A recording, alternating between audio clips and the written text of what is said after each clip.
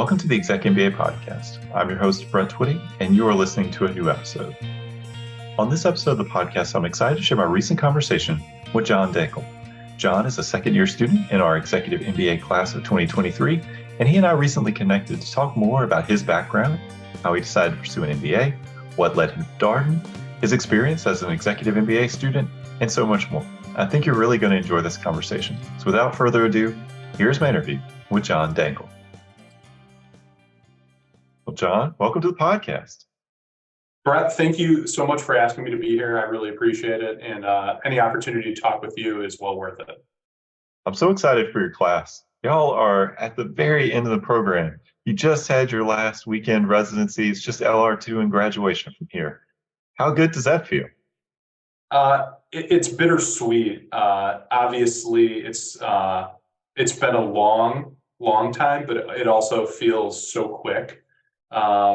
We just finished up our last on-ground residency in DC, and it's been a phenomenal 20 months. And I've taken this week to really kind of let that sink in and reflect on it. But really looking forward to our leadership residency in a few weeks down in Charlottesville and spending a solid week with our cohort. Well, how are you doing generally? Everything good? Yeah, I'm doing great. This has been an absolutely amazing program, and just coming down to the end of it, I'm excited, but I'm also just really taking the time to reflect on the people I've met, the relationships I've developed, and thinking about what's next. Well, let's talk a little bit more about you and your background. Let's set the scene a bit. So tell us who you are. Who are you? What do you do? My name's Jonathan Dengel.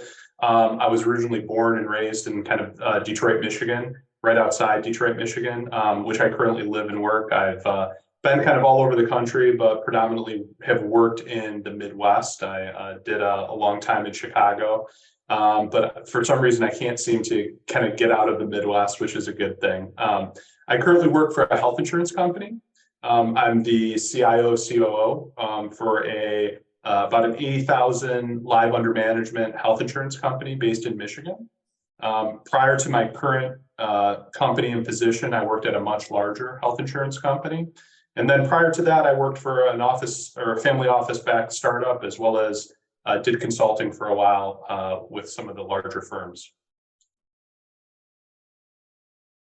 Well, what led you to work in health insurance? How did you get interested in this particular line of work? It's kind of an interesting story. Where I grew up and now live, a friend's family actually started a health insurance company by buying a small Medicaid plan in Michigan that grew into the largest government-sponsored healthcare plan in the state of Michigan and Illinois. They were growing rather quickly, and they were looking for someone with my background of management consulting, as well as process improvement, things of that nature. I knew quite a few people that worked there, and for the longest time kind of avoided going there, but eventually had a conversation and liked the trajectory of the company. Was able to come in at a really good time. They were, like I said, growing rapidly, hiring rapidly, and they were having some issues that companies with that type of velocity often have.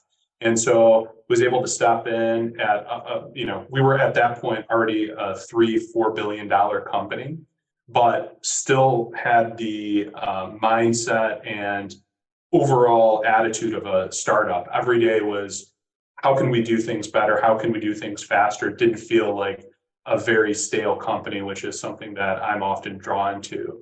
And it was great. I got to see that company scale from, like I said, 3 to 4 billion to about 8 billion before it was sold to a much larger public company based in Florida that was then almost immediately then sold to a much larger national player. So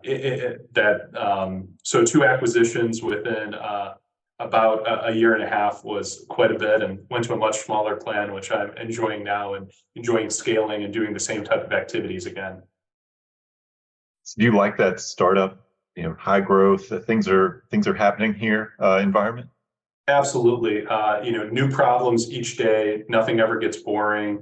If I was to go into an organization that, has the processes and everything laid out and the day is the same each day, that's not something that I would find very enjoyable. I would get very, very bored very, very quickly. So I like the ability of having to, think on your feet. It's a different set of people that are kind of drawn to those type of industries and those type of problems. And both in my career in consulting as well as other startups, I've just really enjoyed that. And I enjoy the trajectory of my current company right now. Well, John, how did you get interested in pursuing an MBA? Brett, I've always really wanted to get an MBA. It's always been a goal and desire of mine. Just the timing really never worked out. I always had something else either personally come up or work related, and I was like, this is not the time. And then finally some stuff cleared up and I was able to kind of really think about it. And I was like, if I'm going to do it, I need to do it now. And started really kind of looking at programs, and obviously Darden it was on my watch list, but really started to dig into, what are the core values and the process of learning at Darden. And what about the Darden experience resonated with you? Thinking about you in Detroit, looking at the executive MBA program, I'm sure you think about time and commuting and all these kinds of things. So what about Darden resonated? Yeah, I often tell people that I fly in from Michigan, and they're like, "Oh my God, that must be a long flight." It's actually, door to door. It's about 2 hours, so the flight's usually 50 minutes. The commute is not that bad. And for me, what it came down to was, a really top tier MBA program, which obviously Darden checked the box on that. Highly rated top professors, which obviously Darden checks the box on that, and they routinely are known for having the best professors, both from an academic perspective as well as teaching perspective, as well as just generally wonderful, nice people. And I think that's the biggest thing that I found through this entire process is Darden and the Darden community, as well as UVA, just has an amazing culture of inclusion as well as a culture of just kindness. That doesn't mean we don't challenge people as well as push back, but it's all done from a place of caring and a place of growth, which I just didn't find with some of my time researching and doing due diligence on other programs. For me, being a Midwesterner and having a lot of Midwestern network, I was looking to expand that. That's why some of the, you could think about the typical schools that would be in the Midwest weren't necessarily on my top list because I was looking for something else. And then, one of the key things I challenged each school to really provide me with a list of alumni and students that are interested in things that I'm interested in. And I would say Darden came back within 24 hours of a list of 3 to 4 people within those areas. I reached out and they were just so positive and bullish on the program. And other schools weren't able to do that. So I think that was a huge differentiator. And then finally, it was you, Brett. I mean, we had a lot of conversations before. And, I think a lot of people that have, particularly in my class, just the connection that we made, and it just felt right. I appreciate that. It's interesting to me when we talk to people about why Darden. There's typically there's a structure to it, right? Some more objective things that come into play as they were thinking about their MBA options. But at the end of the day, push comes to shove, there is that sentimental aspect. This felt like the place I should be. I really connected with the people here. I met people who were either going to be in my class or alums or current students, and it just felt right to me. And I appreciate your mentioning that because I think sometimes people try to intellectualize it so much that you forget that there's a vibe element to this too. I don't know how else to describe it. I would 100% agree with you. I think it came down to I did get accepted in other programs and was weighing them, and it just the Darden decision felt right in my gut. And I know we go through anyone who's listening who's a prospective student, you'll get a lot of data analytic and truly kind of quant-based decisions, but it comes down sometimes to the decision to does this feel right? And the Darden decision just felt right. So you come to Darden, you're a brand new executive MBA student navigating the first year of the program. What was the adjustment process to work, life, and school all at the same time like? It was a lot. So I was pretty good with time management, but it's something that if you're not good, you will become very good. Not to sugarcoat it, there is a lot of cases to prep for, and we can get into kind of the whole case method, but you will learn how to appropriately manage your schedule and manage your time. I have a really kind of flexible family life, so I was able to consume some weekend time as well. But you'll also learn, and we can get into this a little bit later too, of you'll learn that you're not going to be able to do everything. You're not going to be able to do all the case prep, and you need to rely on at first your learning team, and then other people in the program who can help you prepare for class appropriately. Well, I'm always curious to hear how students have managed their time or what their general approach to managing their schoolwork is. Would you mind sharing a little bit about how you've operated during the program, or at least early on? Sure. Yeah. Early on, what I did was first and foremost pick one day of the week where I didn't do any schoolwork, and block that out. And I was I tried to be very much focused on that. And also, try to not leave everything to the last few days before OGR. So your on-ground weekends, I mean, sometimes you're preparing between 12 and 15 cases with a lot of different models. You can't leave it to the last minute. So as a learning team, what we did was kind of go in and divide it appropriately, and then come together a few days before OGR, typically on Wednesdays and Tuesdays, and just review the cases, bring other people up to speed, and rely on the skills and strengths of people in our learning team.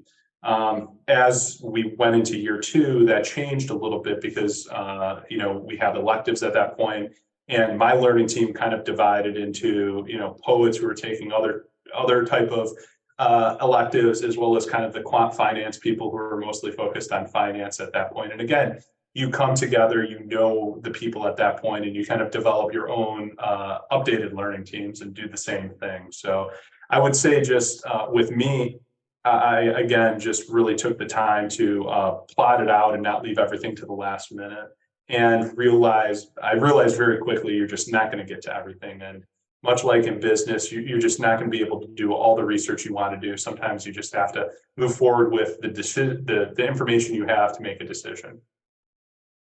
So what was the day that you blocked out? This is a day I'm not going to do any schoolwork.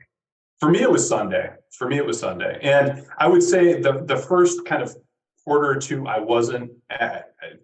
I started to kind of encroach on that, and I realized that it was really affecting me mentally and affecting my relationship. And I was like, nope, I need some time to actually adjust and do my own thing on the side. Just go for a walk, go for a bike ride. If it wasn't, snowing outside and, 10 below, and just spend time just doing things outside of Darden and outside of learning team and outside of cases. I'm just going to stick with this sort of time management conversation just for a little bit longer, Jon. I'm curious, did you do a little bit every day, or did you kind of work on do a few hours this night, a few hours that night? I'm curious. I'm always fascinated to hear how students approach managing the workload. Yeah, I tried to take the approach of, really dividing the cases over the amount of time I had and kind of evenly spreading them. If I was able, let's say it was a short case or there wasn't an associated tech note with it and something of that nature, and I was kind of able to move through a little bit faster, I would add more cases just so I could create more time in the back end. But that was my approach, and it seemed to work pretty good. I'm not the type of person who's, really good at night. Some of my classmates, they were up rather late or up rather early. So with me, it was just being very kind of open and honest with work of like, I'm available and going to be working from, this time to this time, but outside of those hours, I really have to focus on school and, really focusing on that. So, typically I'd work till perhaps 5:30 and then have 5:30 to 7, sometimes before classes, to prep on upcoming classes and things of that nature. So How quickly did you realize, or did the members of your learning team realize that y'all would have to work together to be able to manage the workload? Did you start off by doing a lot by yourself and then kind of folding the learning team, or were you always engaged with the learning team? You'll learn probably 3 days into Q1 that you need to rely on your learning team. You'll also, I think, realize not to print out everything very quickly. We had an individual on I think a few individuals on our learning team who showed up to, I think, LR1 with everything printed out. And I think they developed kind of back issues from carrying all that material around. Same with for OGRs. I mean, you really have to, you'll test and kind of refine your process. And I was still doing it up into kind of this quarter, just constantly improving and trying to get better of how you approach things and how you read, prep, and document and reflect from the classes. So I think it's different for everyone. Some people did mind maps and things of that nature. Some people, moved everything to iPads and just did things completely electronic. And there were a few people who were still like handwriting notes. Yeah, everybody finds their own lane. Whatever you think is going to help you learn. I think that's one of the hardest things. You come into graduate business education, you're new MBA student. Obviously, you've been working for a while. You're in this program. You're coming to school, but yet it's a new experience. Learning through the case method, how to do all this while working with a lot going on in your life, and you have to be open to the fact that this is going to continue. You're going to get better at this. Like learning is also a skill. You're going to improve, but you also have to get comfortable with something. I want to come back to something you mentioned, not being able to get to everything, not being able to do everything 100%. Did you embrace that early on? Was that a process of getting to that point? I'm curious. I think I embraced it rather quickly, just understanding how much work. I think we had one of the first classes in Q1. I spent probably 3.5 hours on a model, and there were many other models to get through for that weekend. And I was like, this is not going to work. So, what I would often then do, and a lot of people in my cohort would do the same thing, is, all right, I'm going to work on this for 45 minutes or an hour and take it to as far as I can get. And if I can't get it, you're not going to get necessarily the right answer, the correct answer, but kind of, can I get it further and understand it enough to have a valuable conversation and add something during class discussions?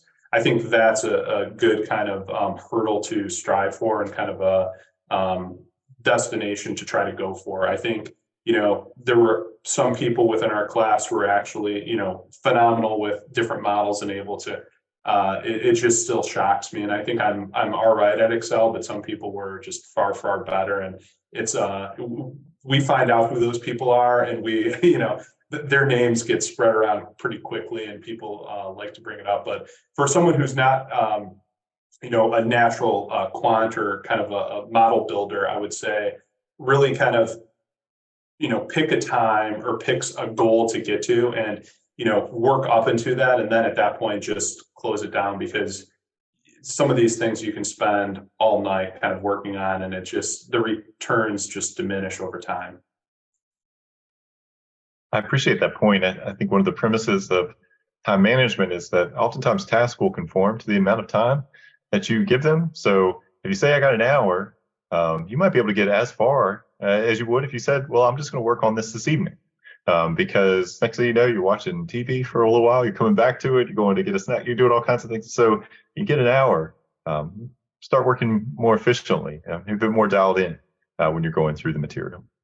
Yeah, absolutely. I know, some of my classmates, they're one, because of the type of business they're in, they can't work during the day, but I have some availability. If I have 20 minutes, I'll try to start prepping on a class, like still in Q10 right now. And I took lunch to kind of prep for a case that we're going to be discussing tonight. So I didn't have time because we're coming off OGR, and those Mondays are typically trying to dig out of work emails and kind of unpack the day. So you'll come up with and you'll understand what works for you. Well, Darden is a case method school, and a lot of prospective students, they hear that and they wonder, Okay, that sounds interesting, but what does it exactly mean? And so maybe you've had this conversation with some of your colleagues or friends who said, "Hey, how's Darden? What do you do there?" And say, "Oh, we talk about cases." And they're like, "What's that?" So how do you explain the case method to people who may not know as much about it? Well, I first start with, you have to be ready for class is the number one thing. So understanding that, I think the cold call is something that definitely exists and, something that not to be afraid of, but be ready because you want to be able to constantly add and be valuable. Just like on any team in a work environment, you want to not be a drag on the team. Same thing in class. So, the expectation is everyone is appropriately prepped for class, which I think the case method really drives. But really what it is, a series of questions. You're putting yourself in a protagonist kind of perspective, and you're trying to solve the problem as if you were this individual, which I think is incredibly valuable. I also think that based on the executive program, we're all somewhat experienced. Sitting for 90 minutes listening to a lecture, I think most of us would at some point during the weekend, particularly on Sundays, probably be falling asleep. So it keeps you engaged, it keeps you driven. And the best thing about the case method is really hearing from everyone else in your class, their perspectives, and learning and driving, and sometimes pivoting to interesting new places that you typically would not expect the case to go to. I think that the other thing is the professors are really there just as a kind of conductor, taking it in certain, some professors like to take it to a certain direction. Others are very more open and let the kind of class evolve to where they want to take the discussion depending on what the topic is.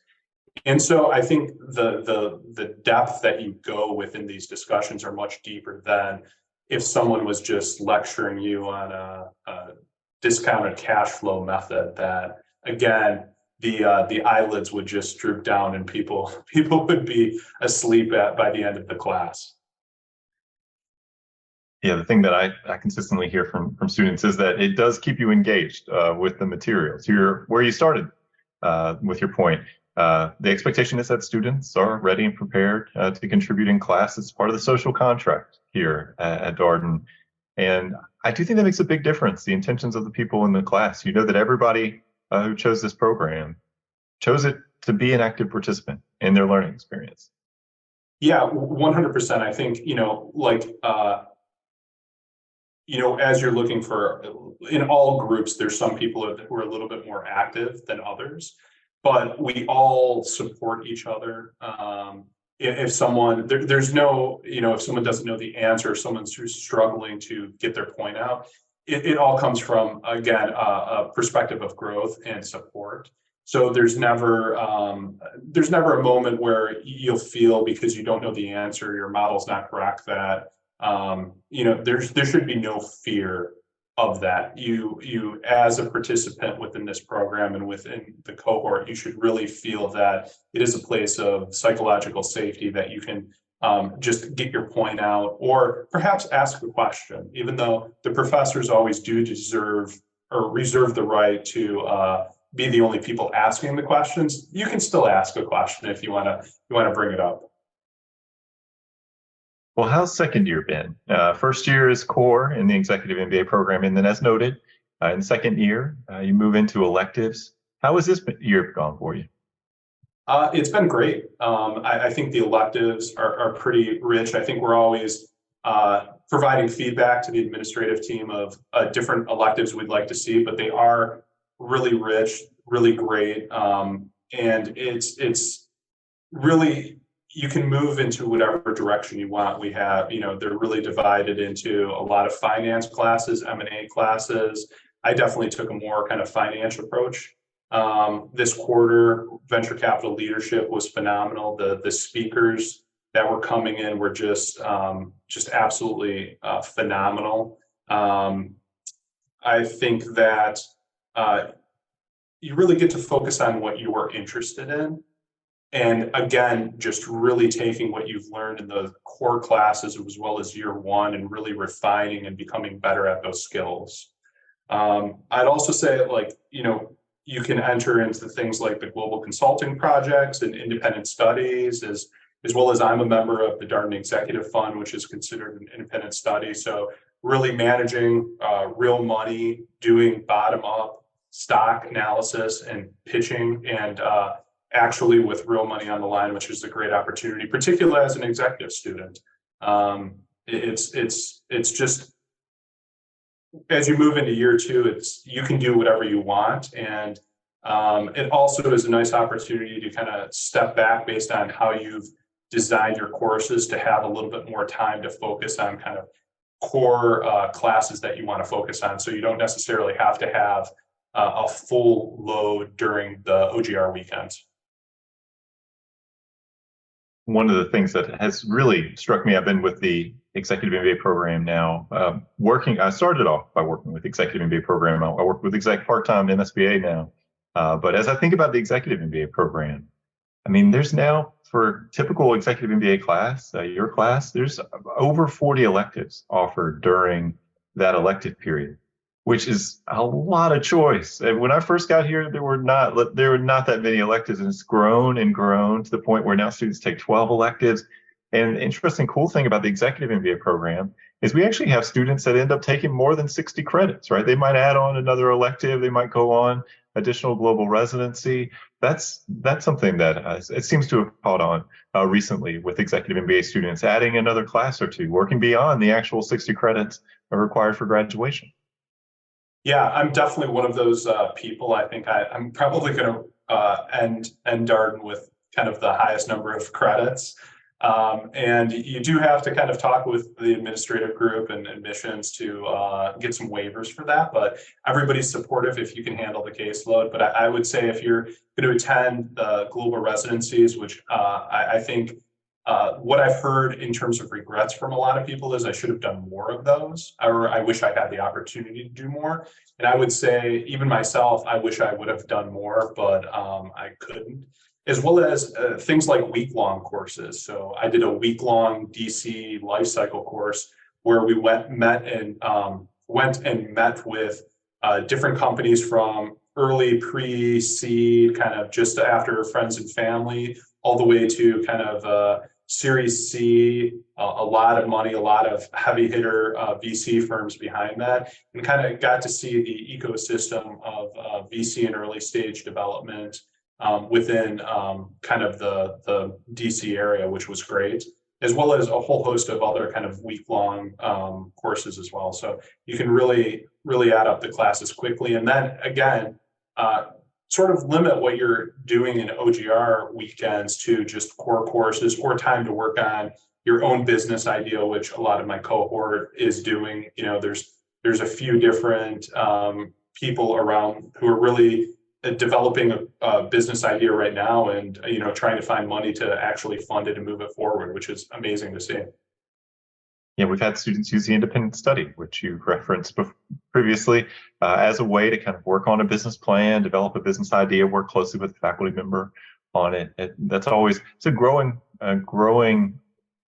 I guess, elective option for Executive MBA students, an increasingly popular one as students have gone through the program in the recent years. It's been impressive to see the proliferation of the independent studies. So where did you go on your global residency? I'm curious. Yeah, one other thing to add just to the last point that is one of my regrets that I didn't do, but a lot of my cohort and just for people thinking about this program is a few people actually wrote cases with professors, which I thought that's a great way to kind of add to the overall learning of the community, as well as just a really cool experience that I wish I had an opportunity to do.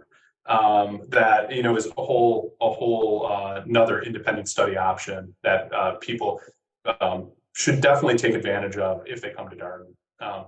For me, I went on 3 global residencies. So I did a virtual China global residency, which was in the morning for a week, which was phenomenal. It was done really good. It made for long weeks, but we met with typically 2 to 3 different companies, starting about 7 a.m. Eastern, going to about, I think, 10:30 Monday through Friday. but it was a really good way to deep dive into China, particularly kind of they still had the COVID restrictions and things of that nature. I also went to Korea, which was another kind of permutation because of COVID as well. So originally it was supposed to be to Japan, but Japan was still closed down. So we quickly pivoted to Korea, which was a great opportunity to see both Seoul and Busan, an area that I never really had it wasn't on my short list of countries to go to, but I'm so incredibly glad I went. It was so interesting and unique. And then the final one was Morocco, which I just got back about a month ago.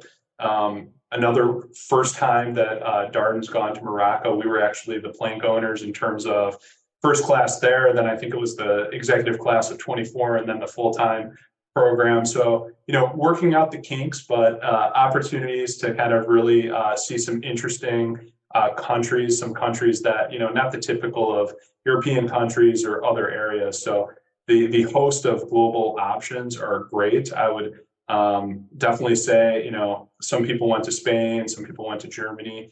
Australia was probably the one I wish I would have gone on, but I didn't have a lot of the people who took a good amount of time off in December, and I couldn't take the whole month off or 3 weeks off to go to Australia. But the feedback, both from a professor perspective as well as a student perspective, was just phenomenal. Yeah, there are a lot of choices, as you note, potentially up to 12 global residency locations for an executive MBA class. The number of actual trips depends a bit on student demand, how many students are interested in what trips. Probably need at least 20 or so students to travel on a global residency. But it's been great seeing the pictures on LinkedIn and Morocco and Spain and Vietnam, Australia. We have here in our space, Sands Family Grounds, a video from the Australia trip that plays on a loop. And so I didn't go on that trip, but I kind of feel like I've been to Australia on that global residency just because I've seen this video probably about 100 times at this point, but it looked like everybody had a great time. And yeah, Australia, the feedback was phenomenal. They had a great time, and Shane, the professor who led the program, just a phenomenal person. Just the feedback that I got, and again, I wasn't on the trip, but just he is Australian, and just really wanting people to connect and understand his country and culture. And again, you really get the community that is Darden. There's not really a separation between professors and students. It's just a mutual respect, which is phenomenal to see. And I think there's talk of, as an alumni, kind of tagging along on some of these trips. So hopefully we can make that happen, because I heard there's going to be an upcoming trip with one of our favorite professors to Italy, and I think a lot of people are interested in going on that. Well, I wonder if you have a favorite memory from the program, Jon. Anything that stands out for you? I think I kind of wrote down two items. One, we talked about global residencies, and I think why they are so important. I would encourage everyone to go on them.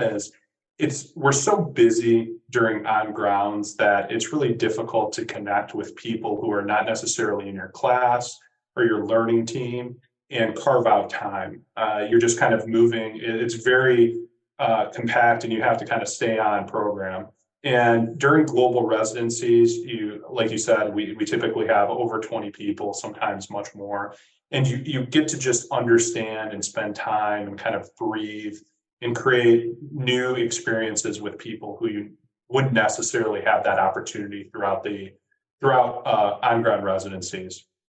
The other for me is really my learning team. We did a learning team dinner each OGR. So we came together, 20 times, and we had an amazing learning team dinner each time, typically on Fridays.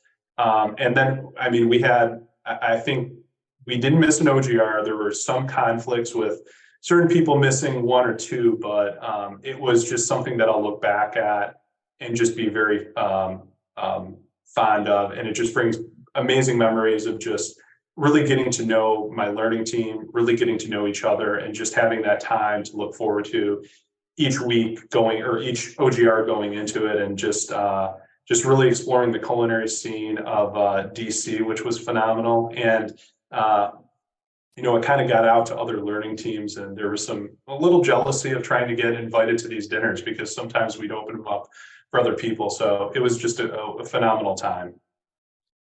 Well, I wonder, John, when you reflect on the almost 20 months that you've been in the program at this point, what's been the impact of your time here at Darden? So much more impactful than I thought it would be. Of course, you're going to get the core skill set of an MBA. You're going to learn how to do a DCF model and value a company and learn all these other frameworks and how to approach difficult conversations. But I think for me, it really comes down to just really all the time we spent reflecting and kind of becoming a much more what I would call second level thinker, as well as just it really was transformative in terms of just becoming a better person, just understanding where I want to go, understanding where people in my cohort want to go, how we can help each other.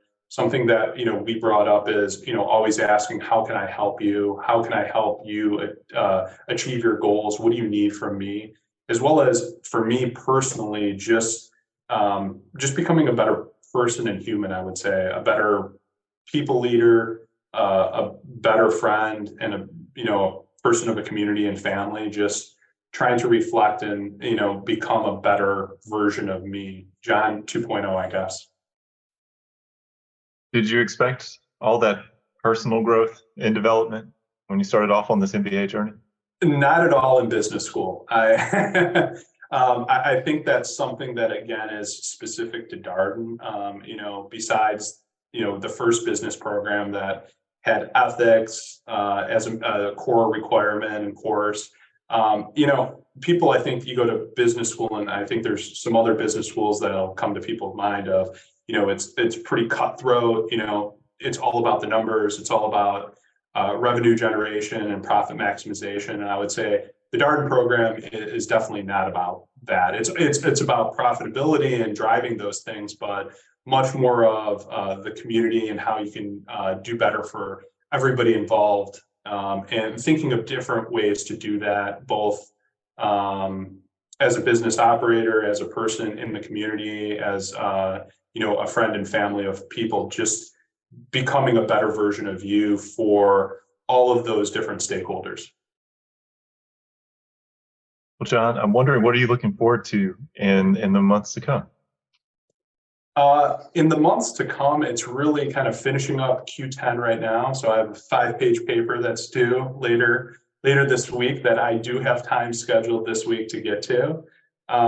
Really looking forward to our last a week together down in Charlottesville. And then for me, it's getting some time back, as well as kind of focusing on some concerts. So I'm trying to get tickets to the Dead & Co show at Cornell.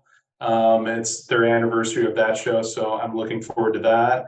I will be going to a lot of other concerts too. I'm going to try to go out to the Hollywood Bowl and see Willie Nelson's 90th birthday show, and then a few other things. And then one thing I forgot to mention, because I'm a part of the Darden Executive Fund, we are going to go out to the Berkshire Hathaway shareholder meeting and meet a bunch of both Darden alumni and a lot of other people. So it's a great event that DEF, as well as the Mayo Center, puts on. So that's coming up in May as well. And then just taking some time to just not read cases and enjoy kind of the things that I've put off during the 22 months that I will have been in this program.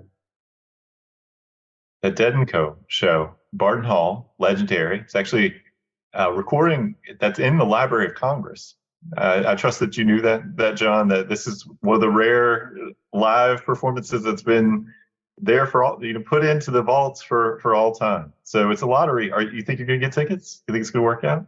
I'm leveraging my network hard to get there. So, and willing to spend a preposterous amount of money as well. So, there's another classmate. We actually did have a small group go to Dead & Co last summer when they were in Virginia. So we may have been a little rougher Sunday morning, but it was well worth it for the bonding and network experience. But there is talk to go, so I'm really looking forward to that. And we got bands like The Cure and Postal Service kind of touring as well, which I'm excited to see. But I think that would be a great capstone. So Brett, if you have any insight into or connections to the Cornell community, please help me, or anyone listening to this podcast, please help. Would you say that you need a miracle? Is that how you would define it? I would say I need a miracle. All right. Well, last question here for you, Jon. Piece of advice, something that you would encourage our listeners to consider as they consider their own MBA journeys.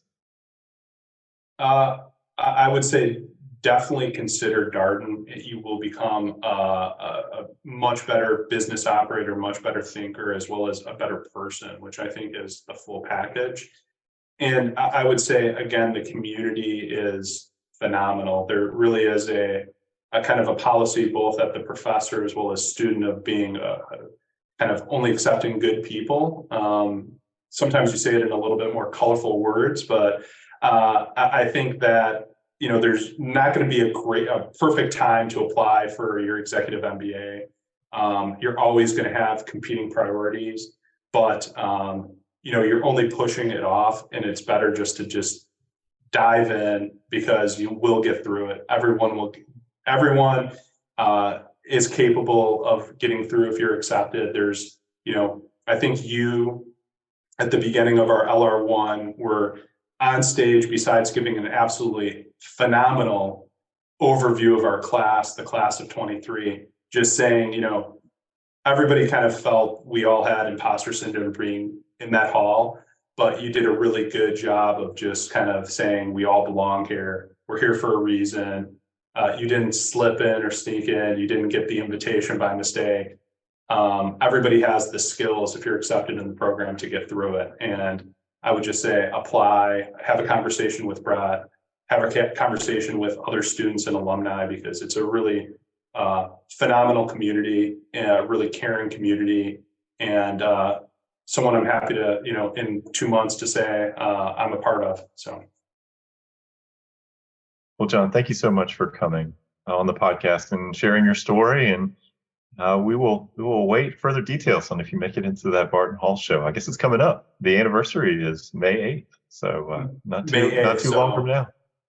Everybody, they can reach me on my Darden email, so or just reach out to Brad. All right. Well, thank you so much, Jon, and so looking forward to LR2 with your class. We are incredibly happy to have you there, Brad, and thank you. Looking forward to it myself. And that was my interview with Jon Dengel, a second-year student in our Executive MBA class of 2023. As always, if you have any comments, suggestions, requests, anything you'd like for us to cover here on the podcast, we're all ears. We can be reached at exec, that's EXEC, MBA at darden.virginia.edu. Till next time, stay safe, be well, and thanks for listening.